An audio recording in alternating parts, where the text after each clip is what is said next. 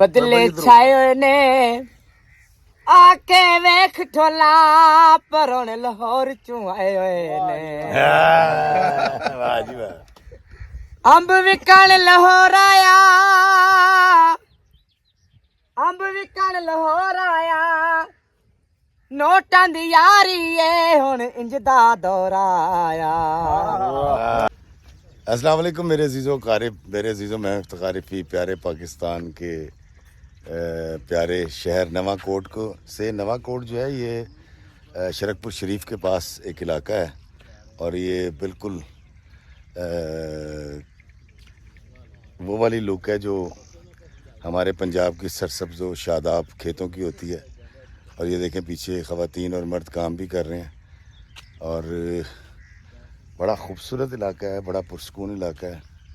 और मेरे पीछे वो सामने आपको नज़र आ रही है वो टी है पीछे रावी का पानी रोकने के लिए जब सैलाब आता है तो उसको रोकने के लिए। और आगे इसके एक बेड़ा भी चलता है जो मांगा मंडी से यहाँ लोग आते हैं अपनी मोटरसाइकिल और गाड़ियाँ भी आ जाती हैं उस बेड़े में। काफ़ी बड़ा बेड़ा है। ये देखें एक बड़ी खूबसूरत बच्ची अपनी बहन को लेके यहाँ आई हुई है। और मैं आपको एक और चीज़, इसको खाला कहते हैं जी। ये देखें ये जो पानी है इसको खाला कहते हैं, ये पक्का खाला है। और ये जो पौधे आप देख रहे हैं ये वाले ये है करेले और ये जो बड़े पौधे हैं ये बैंगन के हैं। और ये खेत इसमें एक लाइन करेलों की है और एक लाइन बैंगन की है।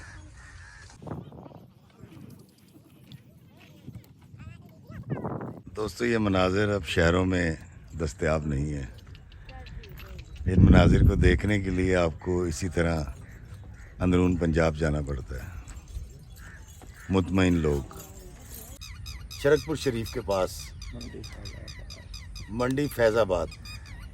और मैं यहाँ आया हूँ, ये मेरे पास एक साहब हैं। आपका नाम क्या है? रहमत अली। रहमत अली। हम थोड़ा सा करीब आ जाएं ताकि आवाज़ आ सके। रहमत साहब की कम कर दे हो? तो ये वाई वही ਦਾ ਹੀ ਕਰੀਦਾ। वाई बीजी करी ਹਾਂਜੀ ਵਾਈ ਬੀਜੀ ਹੁਣ ਮੁੰਜੀ ਲਾਵਾਂਗੇ ਅੱਗੇ ਤਮਾਕੂ ਸੀ ਤੇ ਮਕਈ ਗੱਡੀ ਰੱਖੀ ਮਕਈ ਵੇਚ ਦਿੱਤੀ ਹੋਵੇ। ਤੇ ਤੁਹਾਡੀ ਆਪਣੀ ਜ਼ਮੀਨ ਹੈ ਜਾਂ ਕਿਸੇ ਦੀ ਵਾਈ ਬੀਜੀ ਕਰਦੇ ਹੋ? ਕਿਸੇ ਦੀ ਕਰਦੇ ਹੋ? ਤੇ ਵਾਈ ਬੀਜੀ ਨਾਲ ਲੱਭਦਾ ਕੀ ਹੈ? ਬੜਾ ਕੋਈ ਵੀ ਲੱਭਦਾ ਅੱਲਾ ਕਰਦਾ। ਕਿੰਨਾ ਕੁ ਲੱਭ ਜਾਂਦਾ ਹੈ? ਚਾਹੇ ਅੱਲਾ ਦਾ ਸ਼ੁਕਰ ਹੈ। ਲੱਖ ਡੇਢ 2 ਲੱਖ ਮਤਲਬ ਜਿਹੜਾ ਮਹੀਨੇ ਦਾ ਛਮਾਈ ਦਾ ਲੱਭ ਜਾਂਦਾ। ਸਮਾਈ ਦਾ ਤੇ 4 ਫਸਲਾਂ ਹੋ ਜਾਂਦੀਆਂ ਨੇ? 4 ਫਸਲਾਂ ਹੋ ਜਾਂਦੀਆਂ। 4 ਫਸਲਾਂ 'ਚ ਤੁਹਾਨੂੰ ਕੋਈ 4 4.5 ਲੱਖ ਰੁਪਏ ਲੱਭ ਜਾਂਦਾ ਹੈ। ਰਹਿਮਤ ਸਾਹਿਬ ਇਹ ਤੁਸੀਂ ਅੱਜ ਕੀ ਪੜਿਆ?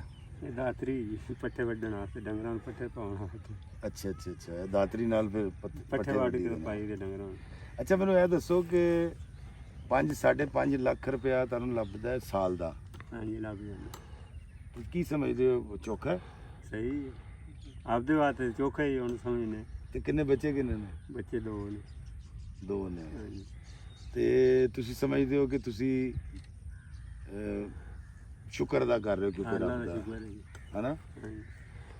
ਤੇ ਇਹ ਕੀ ਵਜ੍ਹਾ ਹੈਗੀ ਹੈ ਕਿ ਮੇਰੇ ਵਰਗੇ ਨੁਮਾਣੇ ਜਿਹੜੇ ਨੇ ਦੌਲਤ ਦੇ ਨਸ਼ੇ 'ਚ ਦੌਲਤ ਦੇ ਪਿੱਛੇ ਦੌੜੀ ਜਾ ਰਹੇ ਨੇ ਤੇ ਪੈਸੇ ਕਮਾਈ ਜਾ ਰਹੇ ਨੇ ਤੇ ਫਿਰ ਵੀ ਪਰੇਸ਼ਾਨ ਫਿਰਦੇ ਨੇ? ਤੁਸੀਂ ਸੌਣ ਲੱਗੇ ਨੀਂਦ ਦੀਆਂ ਗੋਲੀਆਂ ਖਾਂਦੇ ਹੋ? ਨਾ ਹੀ ਕਦੀ ਵੀ ਨਹੀਂ ਖਾਧੀ। ਕਦੀ ਨਹੀਂ ਖਾਧੀ? ਤੇ ਕੋਈ ਸ਼ੂਗਰ ਤਾਂ ਨਹੀਂ ਹੋਈ? ਨਹੀਂ ਕੋਈ ਸ਼ੂਗਰ ਕੋਈ ਬਿਮਾਰੀ ਨਹੀਂ? ਤੇ ਉਮਰ ਕਿੰਨੀ ਤੁਹਾਡੀ? ਉਮਰ ਹੈ ਕੋਈ 62 63 ਸਾਲ। 62 63 ਸਾਲ? ਮਾਸ਼ਾਅੱਲਾ ਮਾਸ਼ਾਅੱਲਾ। ਬੇਲੀਓ ਤੁਸੀਂ ਵੇਖਿਆ ਕਿ ਕਿੱਡਾ ਖੁਸ਼ਹਾਲ ਆਦਮੀ ਅੱਜ ਮੈਂ ਤੁਹਾਨੂੰ ਮਿਲਾ ਰਿਹਾ। दरअसल ਤੁਸੀਂ गौर करो दरअसल ये भी जो कुछ भी है मैं नशा जिंदगी कोई नशा नहीं किया। ना सिटकर पीती ना हुक्का ना कोई शराब ना कोई चरस ना कोई हीरोइन होंदी ना कोई है।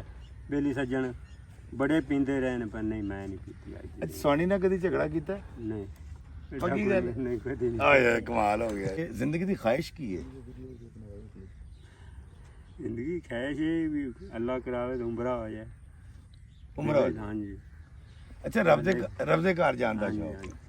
ਇਸ ਤੋਂ ਇਲਾਵਾ ਕੁਝ ਨਹੀਂ? ਤੇ ਬੱਚੇ ਪੜ੍ਹ ਰਹੇ ਨੇ ਕਿ ਪੜ੍ਹ ਗਏ? ਪੜ੍ਹ ਲਿਖੇ ਨਾਲ ਇੱਕ ਬੱਚਾ ਹੁੰਦਾ ਤੇ ਇੱਕ ਬੱਚਾ ਬਾਹਰ ਕੰਮ ਕਰਦਾ। ਕਦੀ ਡਰਾਈਵਰੀ ਕਰ ਲਈ, ਕਦੀ ਹੋਰ ਕੋਈ ਕੰਮ ਕਰ ਲਿਆ। ਉਹ ਰਹਿੰਦਾ ਨਿੱਕਾ ਬੱਚਾ ਇੰਜ ਰਹਿੰਦਾ ਹੀ ਇੰਜ ਬਾਹਰ। ਕਦੀ ਪਰੇਸ਼ਾਨ ਹੋਏ ਹੋ ਸੋਚ ਕੇ ਕਿ ਮੇਰੇ ਬੱਚਿਆਂ ਦਾ ਕੀ ਬਣੇਗਾ? ਨਹੀਂ ਕੋਈ ਨਹੀਂ ਕਦੀ ਸੋਚਿਆ ਹੀ ਨਹੀਂ। ਜਿਹੜੇ ਹੋ ਪਏ ਨੇ ਉਹਨਾਂ ਦੀ ਕਿਸਮਤ ਅੱਲਾਹ ਤਾਲਾ ਨਾਲ ਦੇਣੀ। ਹਾਂਜੀ, ਜਿਹੜੀ ਕਿਸਮਤ ਲੱਭਣੀ ਉਹ ਹੀ ਭਾਵੇਂ ਜੀ ਕੁਝ ਕੀਤੀ ਜਾਈਏ, ਇਹ ਸੋਚਿਆ ਹੀ ਕਦੀ ਨਹੀਂ। ਵਾਹ ਵਾਹ। ਹਾਂ। ਅੱਛਾ ਮੈਨੂੰ ਇੱਕ ਗੱਲ ਦੱਸੋ ਕਿ ਜ਼ਿੰਦਗੀ ਦੇ ਵਿੱਚ ਕੋਈ ਐਸੀ ਖਾਹਿਸ਼ ਹੋਵੇ ਉਮਰ ਤੋਂ ਇਲਾਵਾ ਹਾਂਜੀ, ਜਿਹੜੀ ਤੁਸੀਂ ਚਾਹੁੰਦੇ ਹੋ, ਗੱਡੀ ਹੋਵੇ ਜਾਂ ਬੰਗਲਾ ਹੋਵੇ ਜਾਂ ਕੋਈ ਬਾਹਰ ਦਾ ਵੀਜ਼ਾ ਉਹ ਜੀ ਹੋਵੇ? ਸਾਰਾ ਕੁਝ ਕਰਕੇ ਵੇਖਿਆ, ਸ਼ਾਹ ਲੋਰ ਲਈ ਰੱਖੀ ਜੀ। ਅੱਛਾ ਸਾਲ ਕੋ ਚਲਾਏ ਮੁੰਡੇ ਨਹੀਂ ਚਲਾਏ ਵੇਚ ਦਿੱਤੇ। ਅੱਛਾ। ਹਾਂਜੀ, ਤੇ ਹੁਣ ਬਸ ਜ਼ਿੰਦਗੀ ਇਹੀ ਹੈ। ਇਹੋ ਹੀ। ਅੱਛਾ ਬੇਲੀਓ ਮੈਂ ਤੁਹਾਨੂੰ ਇੱਕ ਚੀਜ਼ ਦਿਖਾਉਣ ਲੱਗਾ ਵਾਂ। ਇਹ ਮੇਰੇ ਭਰਾ ਦਾ ਤੁਸੀਂ ਹੱਥ ਵੇਖੋ। ਇਹ ਉਹ ਹੱਥ ਨੇ ਕਿ ਬਾਬਾ ਜੀ ਇਸ਼ਫਾਕ ਸਾਹਿਬ ਫਰਮਾਉਂਦੇ ਸਨ ਕਿ ਇਹ ਜਿਹੜੇ ਹੱਥ ਜਿਨ੍ਹਾਂ ਦੇ ਮੈਲੇ ਹੁੰਦੇ ਨੇ, ਇਹ ਹੱਥ ਹੁੰਦੇ ਨੇ ਚੁੰਮਣ ਵਾਲੇ, ਇੰਜ ਕਰਕੇ। ਇਹ ਹੱਥ ਜਿਹੜੇ ਨੇ ਇਹ ਮੈਲੇ ਹੋ ਜਾਣ, ਦਿਲ ਬੰਦੇ ਦਾ ਮੈਲਾ ਨਹੀਂ ਹੋਣਾ ਚਾਹੀਦਾ।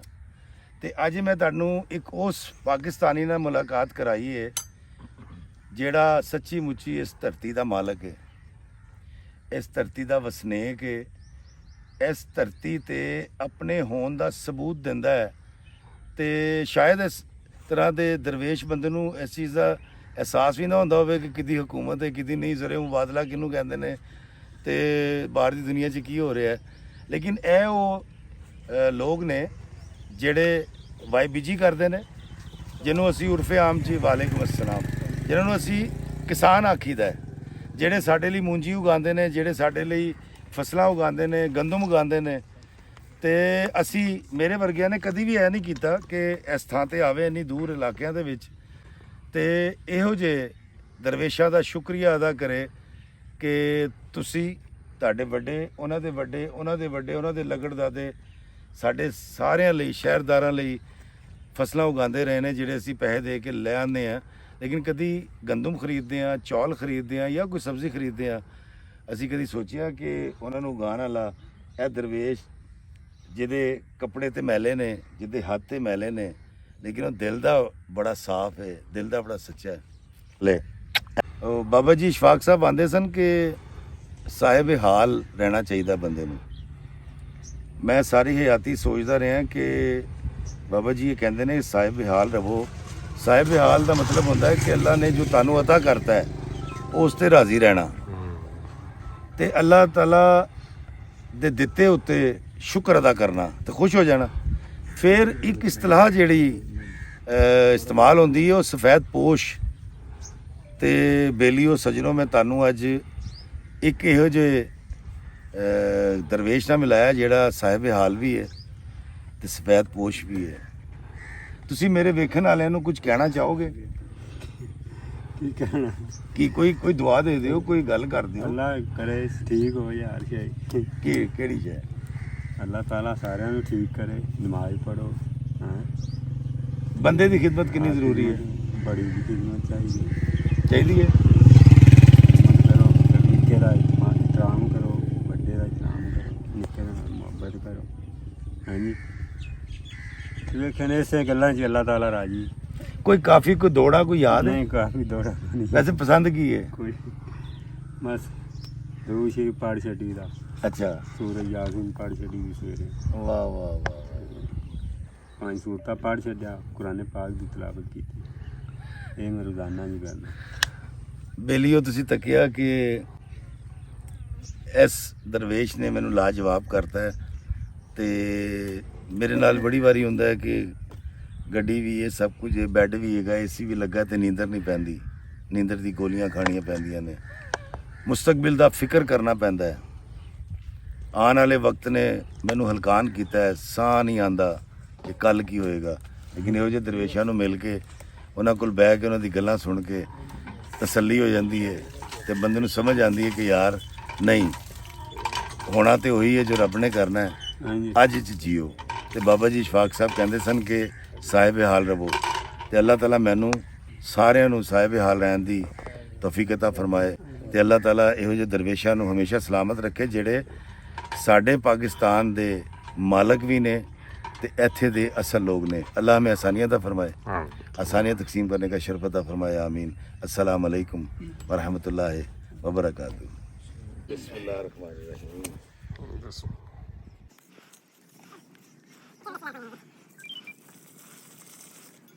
दोस्तों ये शजरकारी हम सबको करनी है और पौधा लगाना है। मैं आपको सिर्फ एक बात बताऊं, ये जो आप दरख्त देख रहे हैं इस साइड पर, ये दरख्त आपने देखा, इस तरह का एक दरख्त कम से कम 1 टन एसी का काम करता है। हमारे एनवायरनमेंट को साफ़ करता है, हमें साफ़ ऑक्सीजन देता है। तो इस अताए खुदाबंदी को जो दुनिया है और इसके एनवायरनमेंट को साफ़ रखना हम सब की ज़िम्मेदारी है। और ये मैंने एक पौधा लगाया है इस नीयत के साथ कि अल्लाह ताला इसको परवान चढ़ाएगा और ये एनवायरनमेंट भी साफ़ करेगा, पोल्यूशन कम करेगा और यहाँ से गुज़रने वाले इस पंप से पानी पिएंगे, इस नलके से, और इस पौधे की छाँव में बैठ जाया करेंगे। अल्लाह आप सबको सलामत रखे। उन्होंने बड़ा एक नेक काम ये किया है कि यहाँ रास्ते में एक नलका लगवाया है, क्योंकि जो आसानियाँ बांटने वाली मैं बात करता हूँ बाबा जी वाली, इन्होंने कहा कि जी मैंने उन वीडियोज़ को देखकर एक आसानी बांटने की कोशिश की है, क्योंकि ये राहदारी है, इस तरफ रावी से लोग आते हैं, बेड़े से मोटरसाइकिल और गाड़ियाँ यहाँ से गुजरती हैं और फिर वो इस तरफ जाते हैं, और जिन लोगों ने रावी के पार जाना हो फिर वो यहाँ से जाते हैं। तो ये एक रास्ता है जो ये दोनों इलाकों को लिंक करता है। तो आगे मांगा मंडी है रावी के उस तरफ, तो यहाँ लोग रुक कर पानी पी लिया करेंगे, क्योंकि इनके डेरे पर लोग आते हुए झिझकते थे, प्यासे होते थे, पानी नहीं पी पाते थे। तो अब इन्होंने यहाँ नलका लगवा दिया है। इनका ये ख्याल था कि मुझे इस नलके का इफ्ताह करना चाहिए, तो मैं लाहौर से यहाँ आया हूँ इनके साथ, और ये सारे बच्चे मेरे साथ हैं गांव के, और हम काटेंगे आज फीता और उसके बाद गेड़ेंगे नलका। आइए, तालियां। वाह जी वाह, वाह जी वाह, वाह वाह वाह वाह। दुआ कर लो। अल्लाह ताला ताड़ी इस नेकी ਨੂੰ ਕਬੂਲ ਮਨਜ਼ੂਰ ਫਰਮਾਏ। ਆਮੀਨ। ਅੱਲਾਹ ਤਾਲਾ ਤੁਹਾਡੇ ਮਗਰ ਸਾਰੇ ਪਿੰਡ ਦੇ ਲੋਕਾਂ ਨੂੰ ਤੇ ਸਾਰੇ ਮੁਲਕ ਦੇ ਲੋਕਾਂ ਨੂੰ ਆਸਾਨੀਆਂ ਵੰਡਣ ਦੀ ਤੌਫੀਕ عطا ਫਰਮਾਏ। ਆਮੀਨ। ਅੱਲਾਹ ਤਾਲਾ ਇਸ ਨੇਕ ਨੀਅਤੀ ਨਾਲ ਕੀਤੇ ਹੋਏ ਨੇਕ ਅਮਲ ਨੂੰ ਰੋਜ਼ੇ ਮਹਿਸ਼ਰ ਤੁਹਾਡੇ ਲਈ ਬਖਸ਼ਿਸ਼ ਦਾ ਬਾਇਸ ਬਣਾਏ ਤੇ ਤੁਹਾਡੇ ਸਾਰਿਆਂ ਦੇ ਲਈ ਆਸਾਨੀ ਪੈਦਾ ਕਰੇ। ਅੱਲਾਹ ਤਾਲਾ ਸਾਨੂੰ ਆਸਾਨੀਆਂ ਦਾ ਫਰਮਾਏ, ਆਸਾਨੀਆਂ ਤਕਸੀਮ ਕਰਨ ਦਾ शर्फ अता फरमाए। आमीन। वाह जी वाह।